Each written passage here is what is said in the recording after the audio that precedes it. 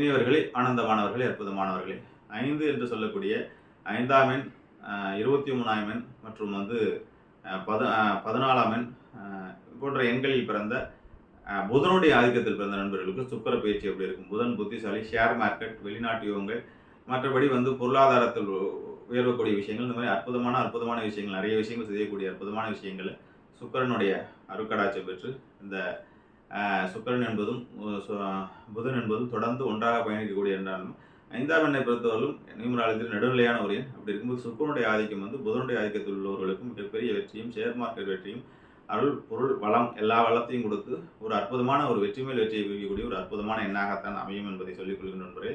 வாழ்த்துக்கள். வாழிய நலம், வாழிய பல்லாண்டு.